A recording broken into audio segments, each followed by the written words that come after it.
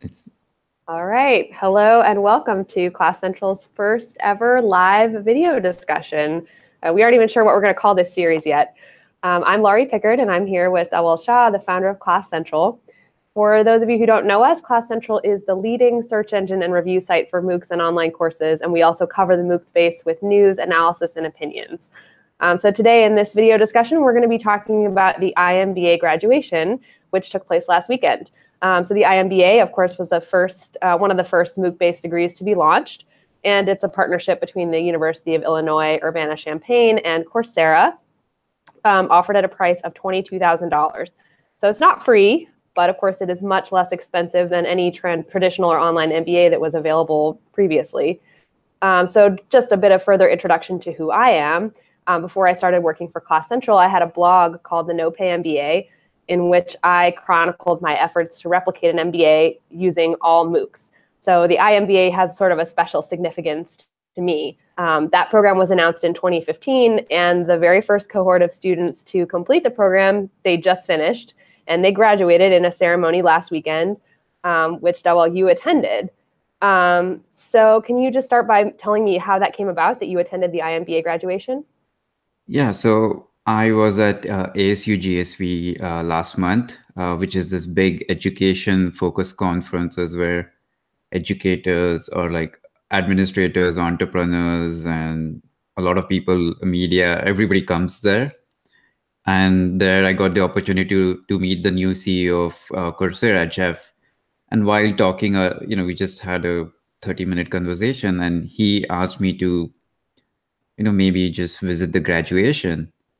And as we got closer to the date, Arshad Saeed, who is also the executive director of online learning, who basically leads the iMBA, he also invited me. So I just made a short trip and went over to attend the graduation.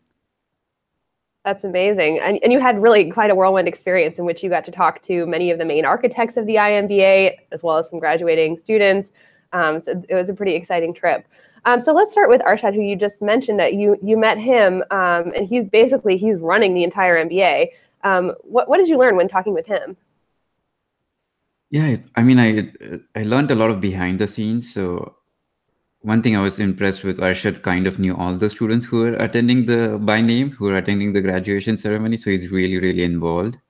And he's been there right from the beginning since the iMBA was launched. I think he has a 15 people team.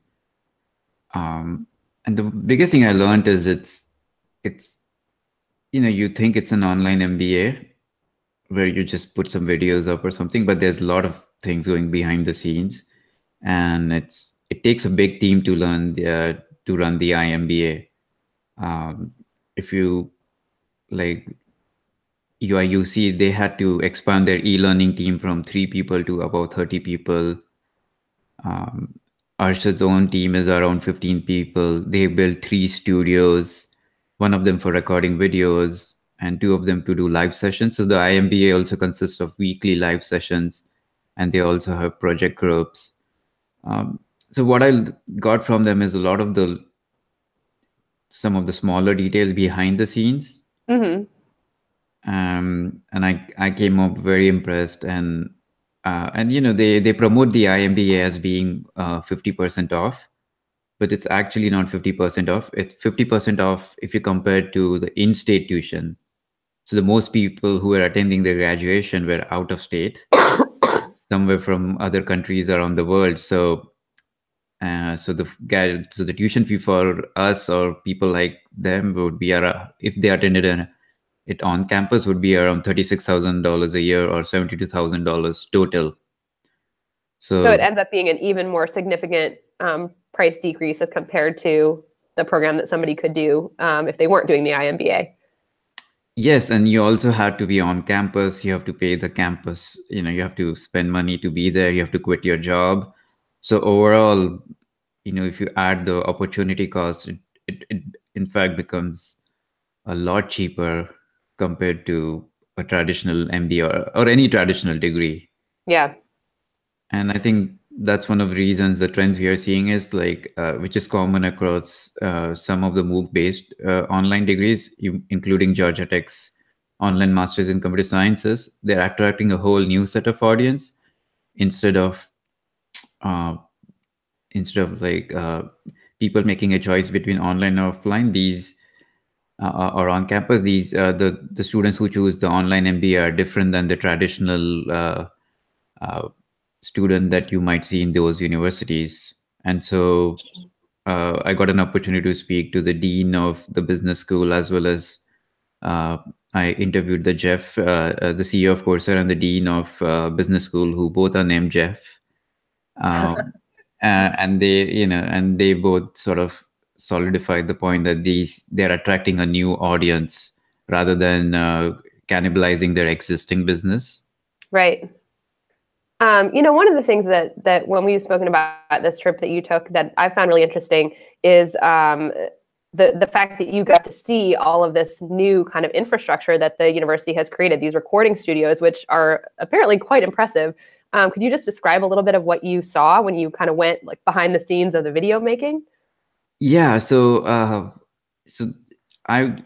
John Tubbs, who we met at South by Southwest Education, he was the one who showed me around, and they have 3 studios, and one studio is for recording videos, which are like lectures, video lectures, and the Mm-hmm. 2 other are for live sessions.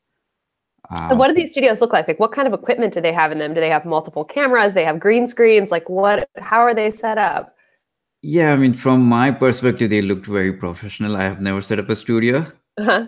So they had a green screen, they had cameras, big TVs, and fancy control panels. I mean, I came off impressed. For the live sessions, they had like I think 4 different angles, 4 TVs in front of you, so you could record like just the you could record just the instructor or the instructor and the TA. The instructor can maybe even walk around and change a bit of the background. There's always someone who is.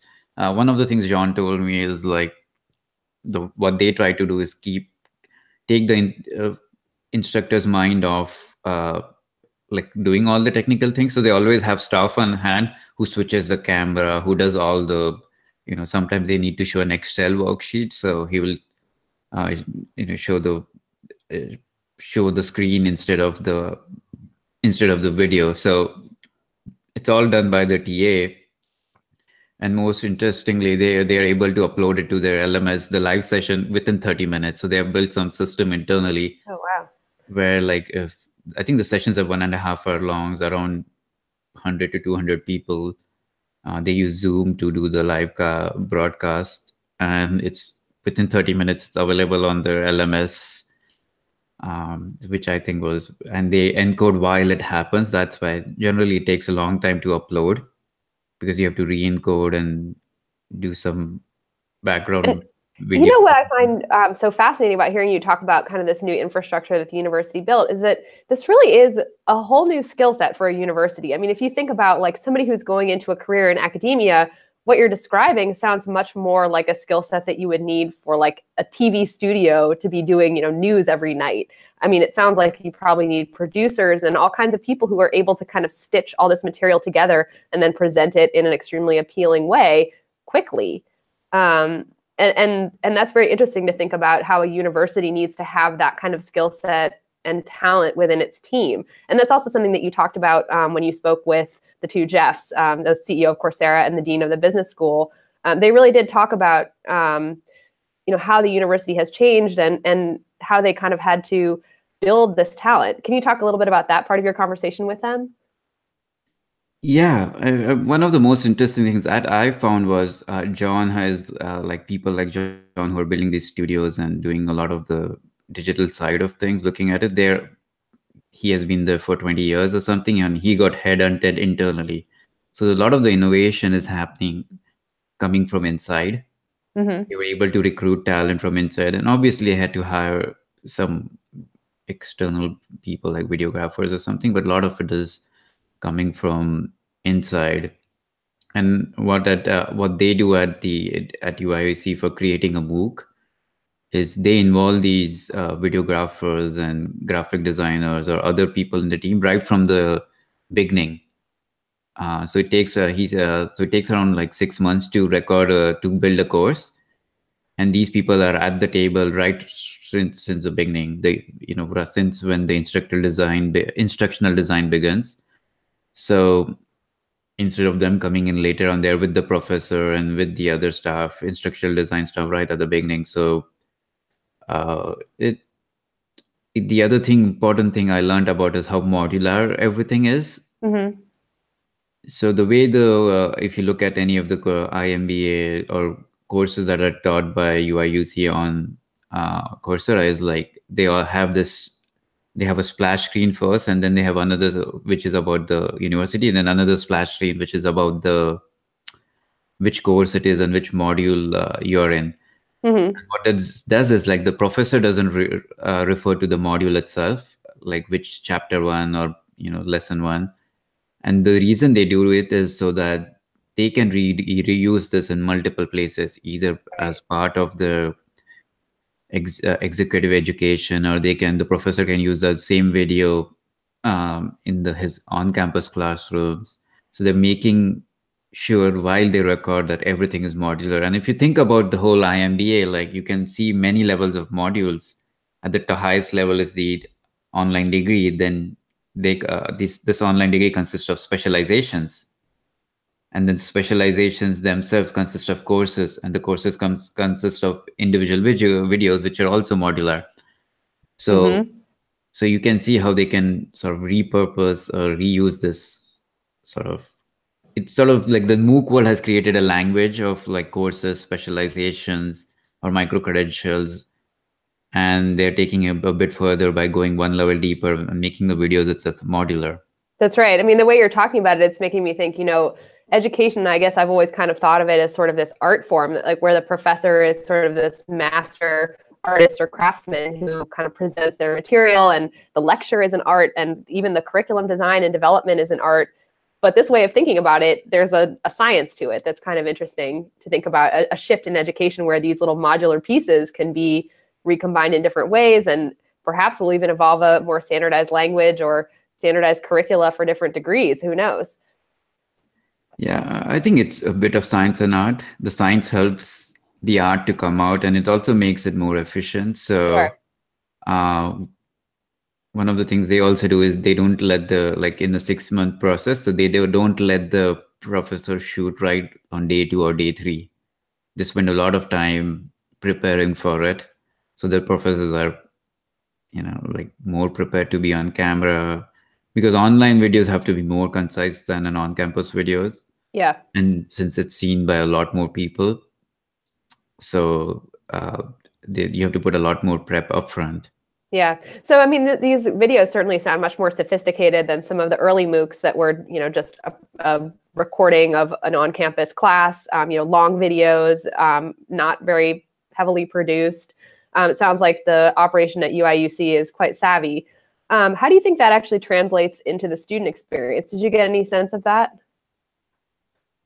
I mean, I think one of the things is what they also try to do is keep the videos sort of moving around instead of having the same background or having the same. So they keep it fresh, try to make it not boring. But yeah, I didn't get a chance to, see how the students feel about that.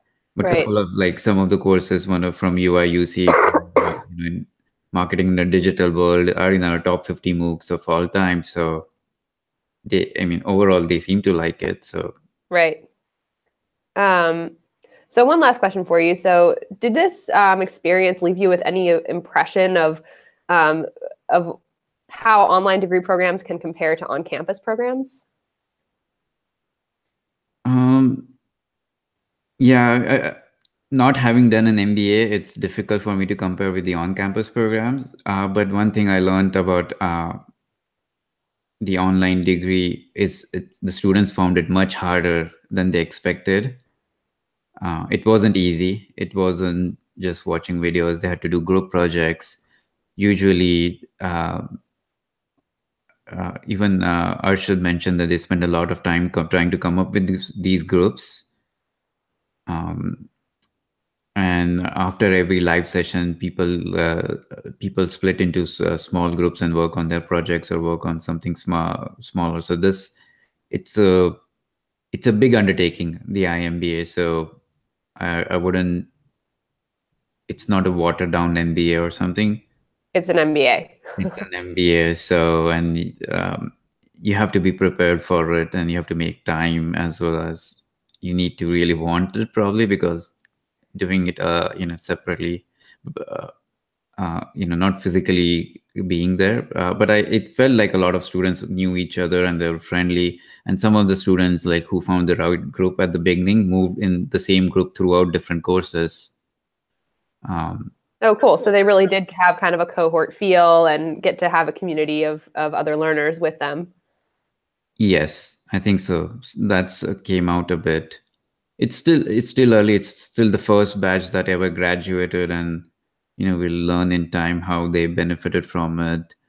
One of the things some students were asking Arshad was about the community, rather the network, or the alumni network. So it would be interesting to see how these online students sort of take advantage of the traditional alumni network that already exists. I think they have like some 100,000 plus students in the alumni network. So we'll see how these things work out. And many of the students actually made efforts. Like there was one person who, part of his job, he travels around the world, has to go to different cities, different countries, and he then went and met the local met iMBA students in that country. So oh wow. So yeah, and I think some people might benefit more from that. Not every person has a job where they get to travel around the world. But the iMBA sort of they do host a couple meetups or try to host offline sessions. So maybe as the number of students grows from like 1,000 to maybe 5,000, they might have these meetups across the world in different countries. So yeah, one of the things I asked Jeff is like about scale, and he said like it at the beginning, when it's really small, it's really good, and when it's between, when it's big but not too not big, we might face some challenges. But once it gets like over a certain amount and we figure out the data and the design, then the iMBA or like online degrees can become really, really good. Yeah, and to me, that's really, if you think about like what MOOCs, the potential that's here, it is impressive, this program that you're describing. And it's especially impressive if you think about MOOCs as being something that's totally new, that was created from whole cloth. But really, if you're thinking about universities and online degree programs, that's been around for a long time. So universities, many of them do have expertise at putting their programs online. And if it's small and a manageable size, this is something that is really pretty well within their skill set, I would think. Perhaps the video stuff is new, but designing a program that can be delivered digitally shouldn't be too hard. However, when you get up to these kind of massive numbers, I think in your conversation with Jeff, you were talking about, upwards of 10,000 students at a time, which that's a massive program. And if you're going to try to keep the cost as low, there have to be ways to give students that kind of high touch, personalized feeling that they crave and that they're paying for. And so that's what I think is actually one of the really interesting things about MOOCs and the potential for online degrees is, with these large data sets, like maybe there are ways to create that kind of personalized interaction and keep the price point. And that could be a huge innovation and really kind of advance higher education. Yeah, I think so. And then, a big cost of online degrees is actually the cost to acquire the student. And with Coursera being like a large platform with tens of millions of users, for them, the cost is lower. So they can push, they can invest that saving into either reducing the price or building a better experience and hiring maybe more adjunct staff to do these live sessions, or just more support people to answer students' queries or something like that. They also have office hours, and so it would be interesting to see how it evolves. And throughout that experience, I sort of felt that Coursera got lucky with University of Illinois, like as their first partner, because they launched the first degree they launched. They sort of hit it out of the park, with 1,000 students paying 20,000, committing to pay $20,000. Yeah, it's 20 million in revenue. So it having a good sort of use case for your, or a good model for your first online degree, good innovative university that tries tries to do, not just put videos online, they go beyond that, was a good, I think was a good thing for Coursera. And I think they can use that model and take it to other universities. They might still face other challenges, but Yeah, I mean, I wish we could kind of like take a look at their books, because 22 million, it sounds like a lot of money, but we don't know how much it costs them to deliver this program, and it could be that it costs them more than that to deliver a program of this type and of this quality. So I think that's one of the interesting things about this world in which so many universities are now launching degrees is, we don't know, are these just experiments that they're running where they're actually losing to try to prove the model, or are they actually launching them at a price point that they can sustain? And that really remains to be seen. We'll have to wait and watch for that one. That's right. All right, should we wrap it up there? This has been our first ever live video chat. It's yet unnamed, but we'll look forward to doing some more of these in the future. Yeah, thank you, Laurie. Thank you.